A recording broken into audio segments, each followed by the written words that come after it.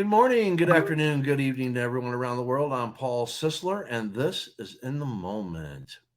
Before we start our show today, I was in a space earlier, and it got me to thinking because I met this gentleman named Near, and he was talking about a lot of things, and it got me to thinking.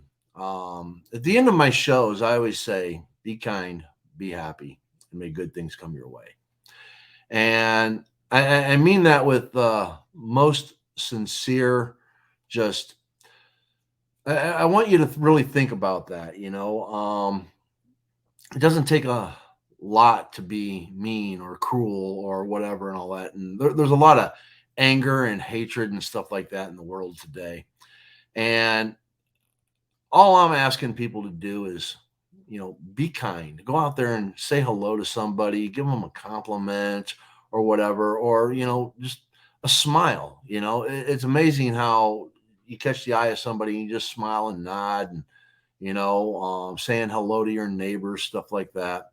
And um, be happy, you know.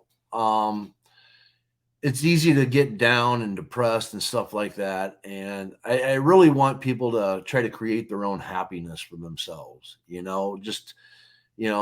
Again, you can take whatever there is that's out there and you can make your surroundings happier. And when I say may good things come your way, I'm not talking money or fortune. I'm talking about the reciprocation from other people and being kind and to bring happiness, to share their happiness with you. And I found that today in a space where Near was talking about some things, and the anniversary of the death of his mother is coming up in January, as is the anniversary of my wife's death coming up in January. And it just got me thinking, there's just not enough kindness out there. And I just wish more people would, just say hello, smile, and stuff like that, and try to bring a smile to someone else's face. And with that said, I'd like to welcome Luke L.R. Evans, who always brings a smile to my face. Hello, Luke. How are you? Hello. Hi. My hair's everywhere. It's a mess. It's a mess, but it's my mess. There you go. Nothing wrong with that. Nothing wrong with that. And how are you today? I am doing okay. It's still like a little stressful. I had a great Christmas though. Good. Yeah. So I'm excited to be here though. I feel like this will be fun. Howdy, Yeah. Paul, says Zaldor. Howdy, Yeah. Evan, says Zaldor. Hi, Zaldor. Yes. Hello, Zoldar. How you doing, brother? How you doing? All right. All right. Today, characters, do's and don'ts. Yes. And Yeah. today will probably be a little short because like I didn't have like a whole lot of content. Again, still trying to like get my shit together after the move. But it's okay. Well, there's a um lot that goes into moving, I tell you, and all that. It takes a while to get organized. And I was fortunate. My stepson is with me, and he's the younger of us, the younger of the two, the stronger back of the two. Without him, half the stuff that got done probably still wouldn't be done. I would probably still have boxes sitting here waiting to unpack them. But anyways, I hope it's going a lot better for you. yeah, still unpacking. Slowly but surely. Uh but I hopefully I'll be able to get back into writing the sequel to Lucid after the first of the year. That's the plan. So today, though, we are talking about character creation, do's and don'ts. We're going to talk about like a couple of things that you might want to avoid when writing your novel, and a couple of things that you definitely want to lean into that's going to make your characters really pop and come to life. Special shout out to J.H. Colts, the author of the Magnavite series, that's right behind our lovely host, Paul James Sisler, today. They actually helped me about like 30 minutes before this video to come up with some notes. So I really appreciate them. Thank you, Jay. Okay, so we'll just like get right into it. We're going to start off with some really easy ones that like lots of us already know about, but for anybody who's new to writing, this will help save you some headaches. The number one thing is avoiding cliches like the jock, the cheerleader, that kind of thing.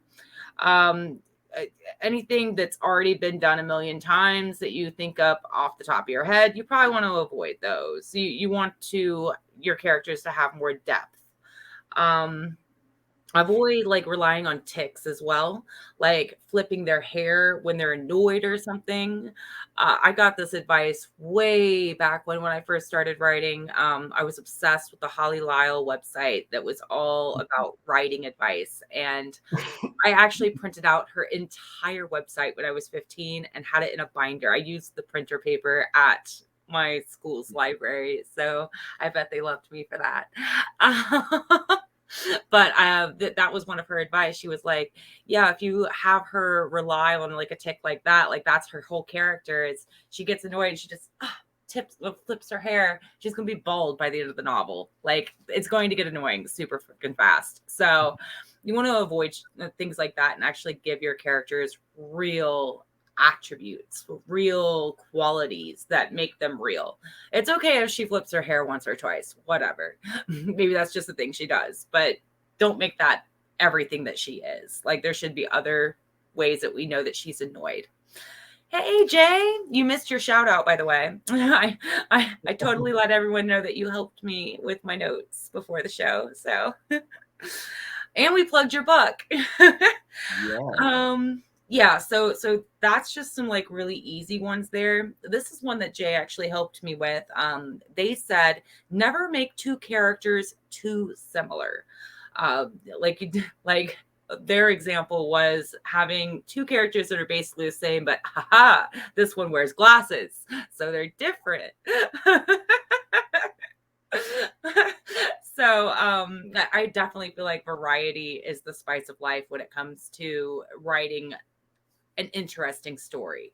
Like I like dramatic characters. I like the flamboyant characters. I like the sarcastic characters. But I also like the more serious characters and the bubbly characters and the gullible characters. And, like putting all those different people into your book is going to make it look more like real life. And it also creates a lot of interesting conversations that maybe you didn't even imagine in your own head that you don't realize until after you've put these characters together on the page. Uh, I've done this with a couple characters before.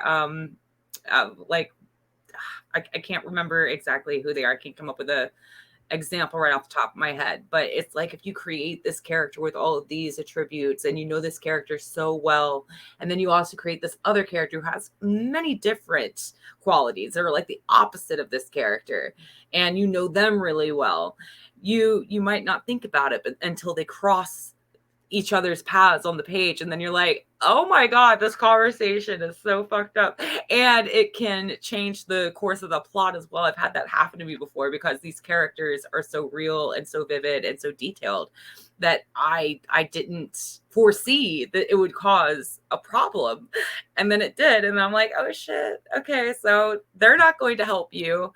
I forgot.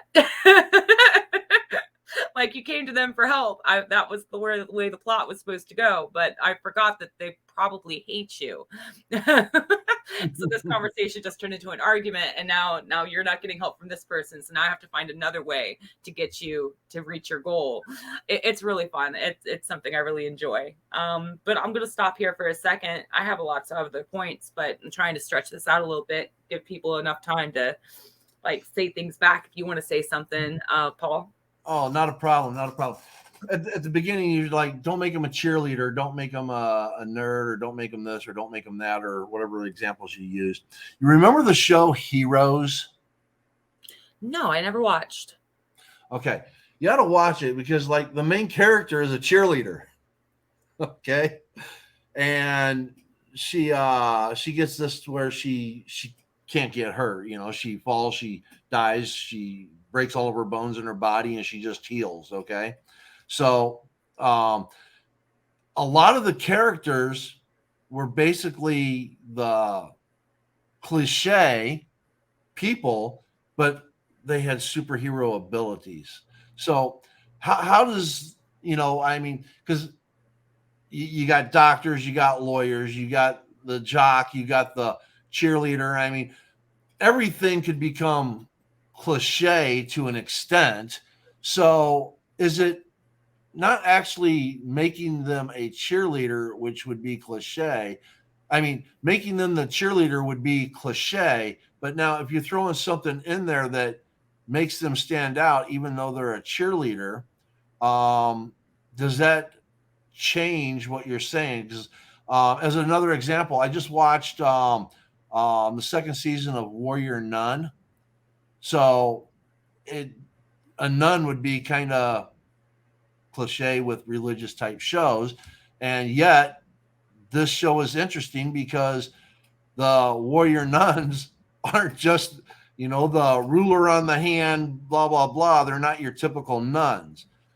So when you're saying cliche, are you saying don't make them the stereotypical cliche of what you expect them to be, or to not have them? Kind of define that.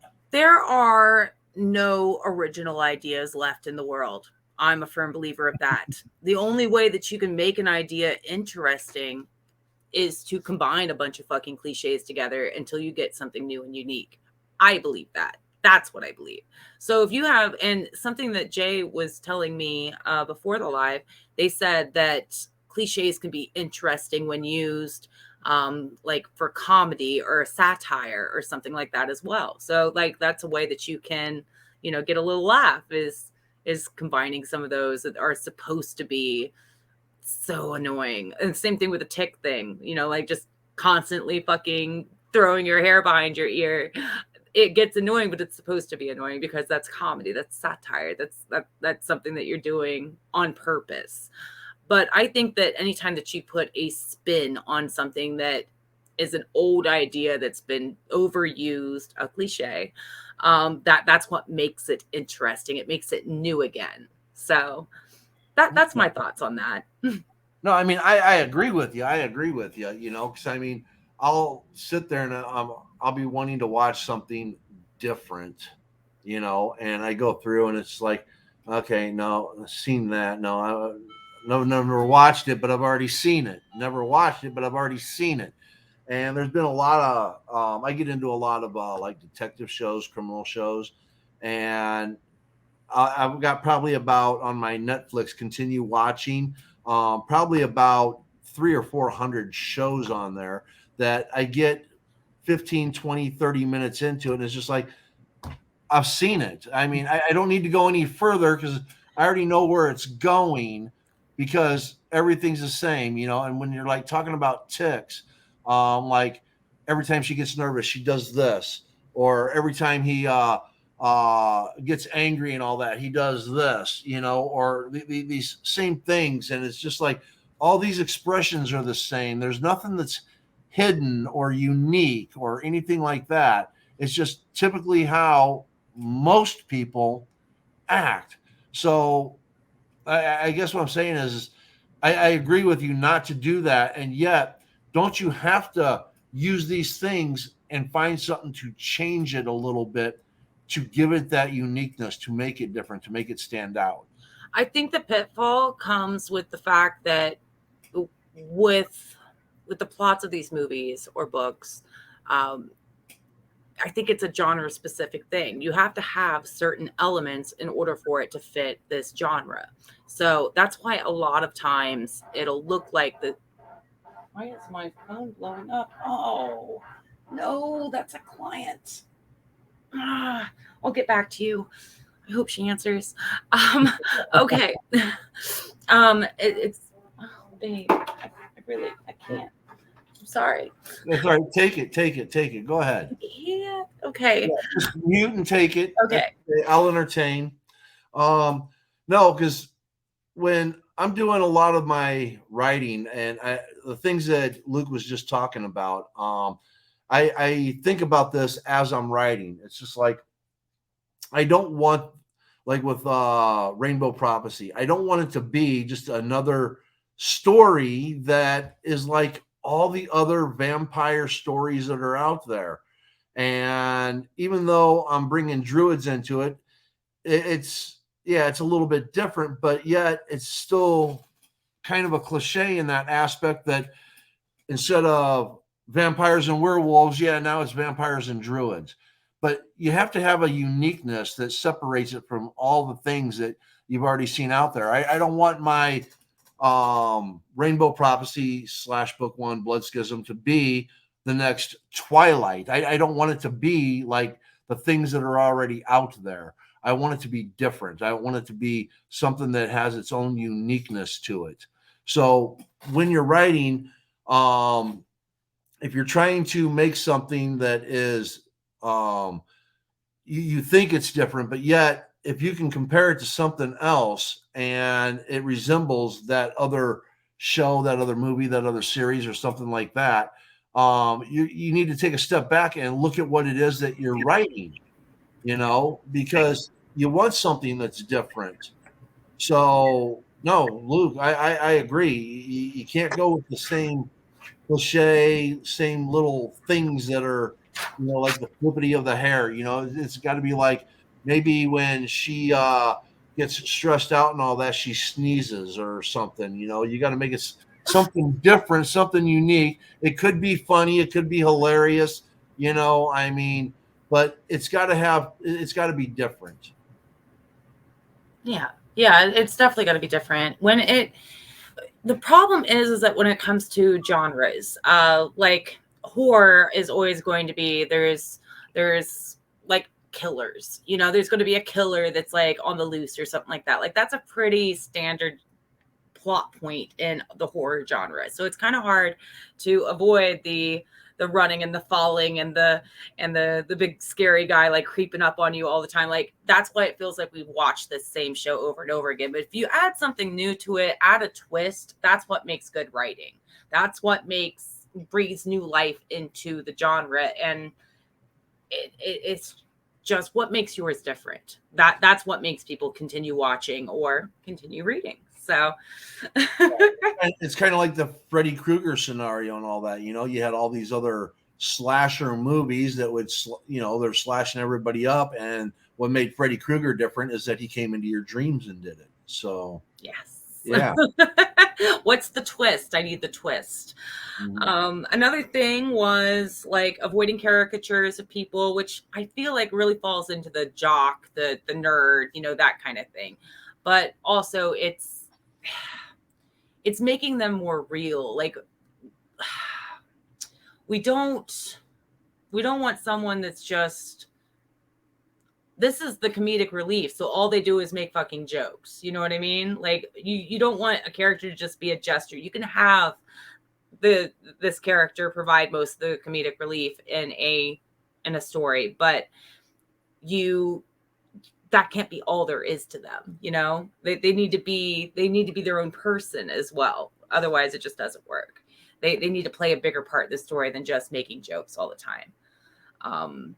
And I really think that emulating life, taking the real life scenarios that you've gone through in life or you've witnessed your family members or friends going through in life and inserting those into the plot and into the characters is what's going to breathe new life into them as well and make them seem more realistic because it's kind of like you already did a test run. Like you've lived this, that it's real. That this is something that's happened. You've experienced it. You have that in your tool belt. So why not take that and cast it onto your character, project it onto your characters, and that makes them more relatable to readers because I sincerely doubt that you're the only person that's gone through anything. Like it's going to resonate with somebody. Exactly. And to go along with that, Jeremy Baker and I, we just did a show last Saturday, a tribute to George Carlin. And what you're talking about right now kind of plays into this and all. When you look at a lot of the great comedians like, George Carlin, Richard Pryor, Joan Rivers, Lucille Ball, any of these older comedians and all that, either passed or some that are still with us. What made them so great is that they took real life and turned it into comedy. And when you do that with your character, you take real life and you turn it into comedy, or you turn it into something more serious, or something that draws from that, yeah, you're gonna bring people in because of the association. They can feel it. Why do you think those comedians bring in these crowds and everybody's laughing? Because they know what they're talking about, and they can resonate with it. Now they can laugh back at it. Yes. Laugh about your trauma until it goes away. Yeah. Firm believer. Anything sad could be made into a joke. Yes. um, oh, Jay actually helped me with this one. They said to avoid writing fan fiction. So, uh, like the 50 Shades of Grey, that was basically, it started off as a fan fiction and the writing's not all that great. Twilight started off as a fan fiction too, I think. No, 50 Shades of Grey was a fan fiction for Twilight. That's what it was. There's been lots of different ones like that. I think that it can be done as long as you make it unrecognizable to the source material. A lot of times when people write fan fiction, they lack the tools necessary to develop characters, because the characters are already pre-made for you. The world is already pre-made for you. That's what makes writing. I'm not saying fan fiction is easy. I'm just saying that a lot of the work is still done for you already. The most of the writing, the developing part of writing is done for you. Writing fan fiction can be difficult and challenging if for a lot of different writers, if it's done right and the work is put into it for the plot, because that's what's missing in the fan fiction. Whenever you're starting to write, you have the world, you have the characters, but you have to come up with the plot, and it has to be a believable plot, and you have to learn to stay true to the characters that you didn't create, but they're already there. So when you're writing a novel and you're thinking of another source material like a TV show or a movie or another series of books, and you start writing that novel and just loosely basing it on that, it runs the risk of you not really developing your world, of you not really developing your characters. But at the same, so it kind of falls flat. It looks like a paper cutout of the original, if that makes sense. Oh, definitely, definitely. Okay. So, and then right after that, we said stay true to character. If a character is built up around certain qualities, it should take a full character arc to change those qualities in that character. So, something Jay was telling me before was that, like, if like they're strictly against romance, like, they have actually read a book like this actually once. It was Meg Cabot's Every Boy's Got One. Loved that. Loved that book. I actually need to reread it. It was fun. But basically the main character would believe that romance was dead. Love was, just a chemical reaction in the brain or whatever, and it's a passing, fleeting thing. You can't count on it because his wife left him. So so that's how he felt about romance, and it took the entire book for him to finally fall in love with the main character, the whose point of view we were reading from for most of the book. But it took the entire book for that to happen. Like, he had to have a whole character arc. But if you, and that's because that was one of his main tenets of his character. That was part of his character development from the beginning. That was his base model thing. That's what made him a character. So to change something like that, it needs to go through an entire process. We need things to actually happen that changes this character's mind, changes their core tenets, and evolves them. So it's not going to work if, like, this character who doesn't believe in romance pops onto the screen, and we know they just believe in romance for like the first 5 chapters or whatever, and then this new character pops up like, yeah, but accept me, right? And then, like, the romance character, the character that hates romance, is like, you know what, just for you, I believe in romance again. Yay, I'm cured. Like, you don't want to do that. You want to make sure that if you've built up these really serious qualities for a character, that you are holding true to that, and they're changing for real reasons. Now, do you think you can actually do like a fan fiction that could be good enough um, to actually draw people in? Me Yeah, personally, yeah. I don't know. I did pretty good on Necessary Evils. I did Doctor Who fan fiction. It's not my best work, but people still liked it a lot when I had it up. It's on my Okay. website. Yeah, because I mean, my comparison would be like Harry Potter to Star Wars. Mm. Oh, you like to do the crossover universes. That's neat. Because I think Harry Potter is basically fan fiction of Star Wars. Ah, that would be funny. It's like the same storyline. So I mean, um, hold on, are we getting some event situations that challenge the POV narrator's beliefs and push them into that newer, more evolved perspective to earn the romance or other thematic arc moment?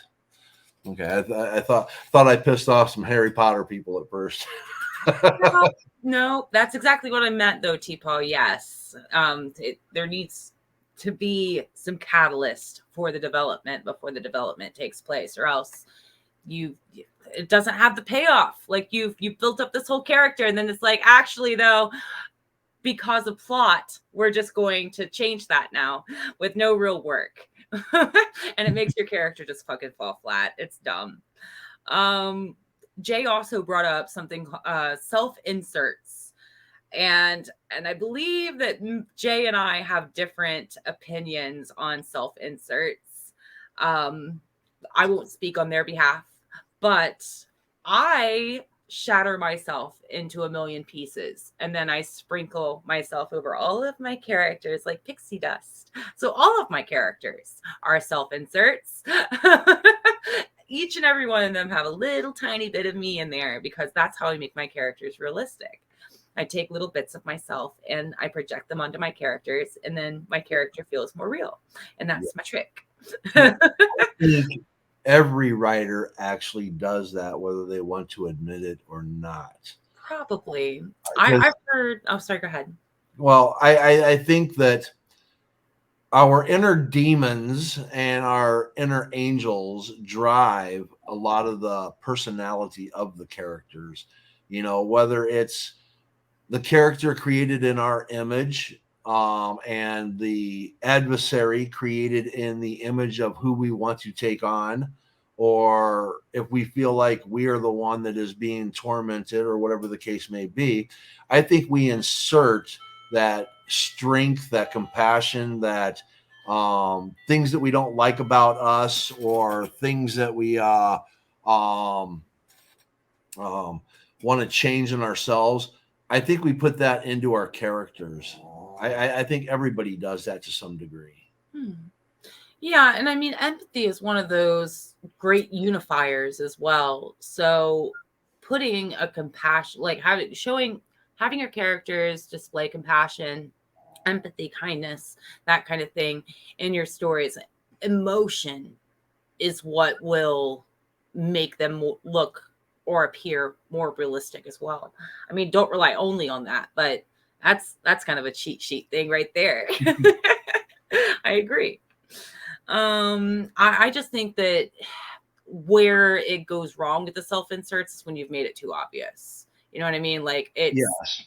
yeah, and it typically becomes more obvious when it's a Mary Sue character. Like this character can do no wrong. They have lots of bad takes. Onision actually wrote a few books that people hate read on the internet. If you want to go check out that on YouTube, it's so fun. I rewatch them sometimes. It's so fun. Where it's obvious that it is a self insert of Onision, and they are they do horrible things in the book, and it's like, yay, this character is so strong, they're such a badass, and meanwhile the reader's like, you have no self-awareness. That's horrid. But why are you a good character? You know what I mean? It's when you make it too obvious like that, that's when self inserts become kind of cringy, and it's like, oh god, no, okay, I don't want to read this. You're basically like, it's self masturbatory at this point. I'm done. Like the whole Tom Cruise Mission Impossible ego trip aspect. Yeah, I don't quite get it, but probably because you mentioned Tom Cruise, so Yeah, yeah. Watch Mission Impossible with Tom Cruise. If you don't, my personal feeling is that he is inserting his ego into it to make it, more of, you know, who he thinks he is, So yeah, so when it comes to writing, if you put that kind of ego into it, yeah, it becomes obvious, in my opinion, that yeah, if you put too much of yourself in there, especially your ego, where you're saying the perfect character, can do no wrong, justifies everything, whether it's right or wrong, blah blah blah. Yeah, yeah, no, I can see where you're going. Yeah. Yeah. So yeah, that's basically the only thing that you really want to look at when it comes for self inserts. Because when people say they don't like self inserts, that's what they're talking about. That's talking about when you're going overboard, just like T Paul just said. You got to be careful on it. Yes. Um, and not do too much. You got to find that balance to Hmm. where it makes it realistic without going overboard. Another thing is giving your characters believable motivations. I did struggle with this a little bit when I first started writing. I even struggled with it in the first draft of Lucid. But luckily for me, I had beta readers that were like, "Why is this character doing this? Like, this doesn't make sense." Like, that's a little insane. I'm like, yeah, I did it because plot, and I see that you see, so I will change it. So you want to make sure that if they're doing something, they have a real reason to do it. Like I had Julian caring about like the war that was happening in Rumworld before like there was even a reason for him to care. Like he just got here. He's just trying to survive. Why the fuck does he care about fucking war? You know what I mean? Like he doesn't give a shit about the war that's happening in this world right now because he just got here. There's fucking rock monsters. He can't remember his waking life. He wants to fucking wake up. That's his motivation is wake up, not solve the fucking world's problems that he's just entered into. So you want to make sure that your characters do have believable motivations and that they're doing things because it's true to their character that you've created and not because you're trying to advance the plot inorganically. Right, right. I just watched The Witcher Bloodlines, the new series, and I kind of feel that's what happened when they did that. Because there's some characters in there, it just doesn't make sense why they're fighting with this group of people. It doesn't make sense. Why are they just suddenly joining up? It's not in there. So no, I know what you're talking about. I just discovered that last night. I need to watch that. I keep getting ads for it, which turns me off of it. It's like, oh look, another fucking ad for Blood Origins or whatever the fuck this is called. Blood I'm not Origin. gonna watch it. Yeah, it was okay. I enjoyed it. It's worth the watch, especially if you're a writer. I mean, it's definitely worth a watch. Mhm. Because again, you're gonna see some of these things that we're talking about right here as far as character development goes. You Ooh, I know, might check it out so yeah, after I watch some J dramas because I need some sappy cliche goodiness in my life. Like it's a guilty pleasure. I'm watching Absolute Boyfriend tonight. That's what I'm watching. It's going to be fucking great. Uh, it's so sappy, so gross, but I'm watching it. Another thing that is great for building characters, if you guys are struggling with creating characters, is character interviews. So ask your characters questions like, "What do you like best about yourself? When's the last time you cried? Have you ever had your heart broken?" See, it's these open-ended questions that begin with who, what, when, where, who, what, when, where, why, and how that are going to get you a lot more information than yes or no questions like, have you ever cried? Uh, oh, I guess have you ever had your heart broken is kind of the same thing. But like it gets those juices flowing there, and it's way more helpful than doing a character profile like they had green eyes and brown hair and they were 5'7" and they wear this color clothing all the time and they always wear army boots. And like that doesn't tell you anything about the character. That tells you about their style, but right. why? Right. So, Why the army boots? right, right. Dig deeper. Find out the things that really fucking matter. Like if you were talking to someone about, like, pretend that they're in a therapy session with you and you're trying to get to the bottom of their shit. It's really great. Just write up a list of fucking questions to ask all your characters and then just go through, and that'll help you become so much more attuned to your character as well. It's also fun to daydream about them after you've done this exercise. I do this. So I'll like ask all these questions and shit like that, and I'll put them in scenarios in my head, like shit happening and stuff after I've asked myself a question. And there will be whole ass fucking scenes that happen in their fucking life, their backstory, to the point that I know them so well that they're like a real fucking person. And when I'm getting ready to sit down and write, I don't have to remember anything. They're as real to me as my sister, or my friends, or whoever. Like, I know them. They're a real person that exists in my life at that point. And I encourage everybody to know their characters that well. It doesn't really take as much effort as you think it does. Yes, yes. I have a scene where Iris and Donovan are in this coffee shop. It's the instant coffee scene. And Daigle loves you. anyways, I didn't know whose perspective to write it from, so I wrote it from both. And I'm doing one of those things that I hate when I see it in movies, but because they overplay it, and there's only going to be like this one time that I think I'm going to do this, and it's going to be for the purpose of character development. So the coffee scene, you get to read it twice. You get to read it from Iris's perspective. You get to read it from Donovan's perspective. Excuse me. And then I also am thinking about, because I wrote it for the hell of it and I'm still working on it, writing it from the waitress's perspective. So it's like this one scene in this restaurant is going to be read, is going to be done potentially 3 times to illustrate a personality trait. I used to do that when I first started writing, back when I was like, well, I wouldn't say first started writing, but when I was writing my very first book ever, the series, I did it in like everybody's point of view. I would just backtrack and be like, all right, this is Kinsira's point of view. This is, oh God, what were their names? Raisin's point of view and Kaichen's point of view.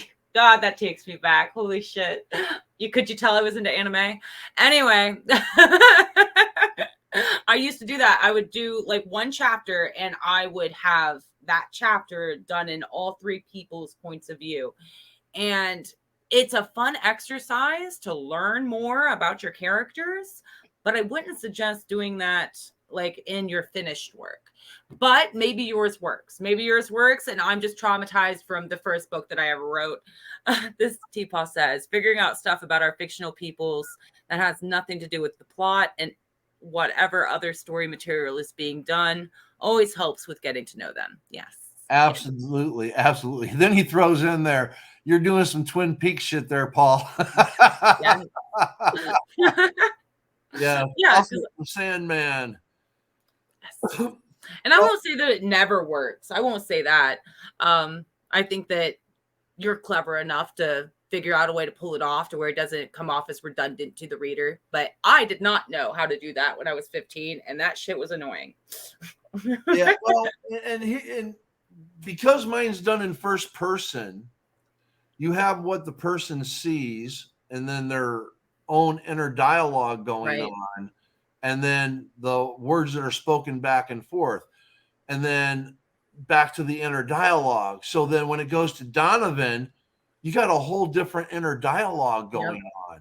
That's what I was doing when I was 15 too. And then when you have the waitress who doesn't know Iris or Donovan, you got to, who in the fuck do these people think they are coming in here and blah, blah, so it's just like, wow. I think I can make it work. I'm trying to make it work. If I can't make it work, I'll probably go with Donovan's point of view because I like it the best. But we'll see. We'll see. I might run I might run it by you and all that here within the next few weeks and all that to see what you think. But Okay, yeah, I'm game. You can catch me. Jesus, I've been so busy lately. Okay, and then we have modeling characters after the plot. So like the example that I gave Jay when I came up with this was trying to save an old historic building. Like, let's say that's the plot. Like, we're trying to save this old, crumbling, historic building that the city wants to tear down. And then the person who owns it is also old and they're dying because they have like a terminal illness or something like that. So that's like the owner and the building, the owner and the plot are the same thing. They're mirroring each other. So that's another way to create a character is look at your plot and decide, do I want to mirror the plot with my main character? And if you do, then just find a way to create a character based off of the plot there. That's a really fun thing to do. yeah. And then the very last thing I have is character names that foreshadow their personalities. And Jay actually came up with that. So like, a character name that's like a dead giveaway of who this character is going to be. Like maybe you have a character named Mittens, and you already know that character is going to be devious. They're going to be kittenish. They're going to be something. Or you have a character named, I don't know, Bruce. Bruce just reminds me This of is an asshole. yes, big macho man. I don't know. So that's an interesting thing too. So that's all I've got so far. So are you saying not to do that, or are you I'm, saying it's a I'm saying it can be fun. I mean, probably it's the same concept as self inserts. A pinch is fine, but don't dump the whole fucking bottle of salt on the food, please. Like, you don't want every character to be like, okay, well, I know what your name is, so I know everything there is to know about you. And you also have to be careful to avoid cliches with that as well, because if you're naming characters after their personalities, you also have to make sure that that's not their entire personality, because then it just gets boring. You know what I mean? wow? See, all of my characters' names are Easter eggs to some degree. Jay's too. Okay. So whether I create their names or I use names or whatever the case may be, there's meaning behind them for some reason or another. Some of the things some people will never get because, like TJ, Tommy Jensen. Um, I wrote a short story back in high school. 35, 40, Jesus Christ. Oh my God. Like 38 years ago. And, anyways, that's the name of the character I used then. And it has meaning to me. And I turned it into TJ, where back then it was just little Tommy Jensen, So now it's TJ. So it has meaning to me. Most people aren't going to know that. But like Iris, there's an Easter egg there. Donovan, there's an Easter egg there. With all of my characters, there's an Easter egg just waiting to be found. So there's a little meaning to every name. I agree. Yeah, Jay does something like that too. I don't think I really choose names like that. I mean, sometimes, but it's not something that I actively do. I just mainly go like, "Oh, that looks pretty. I choose that one." See, like, let's take like if I want my character to be, say, saucy, okay, I'm gonna look up words that are synonyms to saucy. And then with that list of words, I'm going to look for names in those words or create a name out of those words. And then when you try to figure out what the name means, it's going to come back to saucy. And that character is going to be saucy. So, you know. Love it. Love it. Yeah. Oh, what did T Paul write again? On the nose names are fun until there is no fun dynamics. Sometimes it's also fun to name a character like Harmony, who is anything but harmonious, just pure malice and chaos. Oh, absolutely. Absolutely. Yes, I like it when the names But are that's the completely. Easter egg. Think about it. You got a character named Harmony, and you're expecting that. There's the Easter egg. All but harmonious. Love it. Yes. All right. Well, that's all I have for you guys today. So, I guess your homework for this evening is to do some character interviews. Go talk to your characters. Go, like, find out like a bunch of questions to ask them and just run through them all and get to know your characters a little bit more. That's your homework. It's due on Monday. All right. Great show. Tomorrow, I'm going to start doing this on all my shows, announcing my next show. So tomorrow we have Shadow Fox with the Flow, and Shadow Fox's special guest is going to be Diana Bishop. Oh, nice. I can't wait. Yes, yes. So everyone tune in tomorrow at 11 a.m. Pacific, Oh, yeah. 2 p.m. Eastern, Oh, okay. for Shadow Fox on the Flow with the special guest Diana Bishop, and she's also an author of the Gospel of the Witch. Um, and then on Friday we have the Vellum with T-Paw at 1 p.m. Pacific, 4 p.m. Eastern.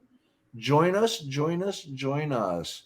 And I still don't know what T-Paw is going to discuss on Friday. So once he gives me that information, we will get a tweet out. So, anyways, there we go. That is our show for today. I just gave you some information about our show tomorrow and our show on Friday. And then, of course, on Saturday, we have the Ode to Carlin with Jeremy Baker at 1 p.m. So there we go. There's our shows for the week. And who knows who might pop up and who might be a guest and who might be here. You just never know. Anyways, thank you. Remember, be kind, be happy, and may good things come your way. Thank you, everybody. Meow. Meow.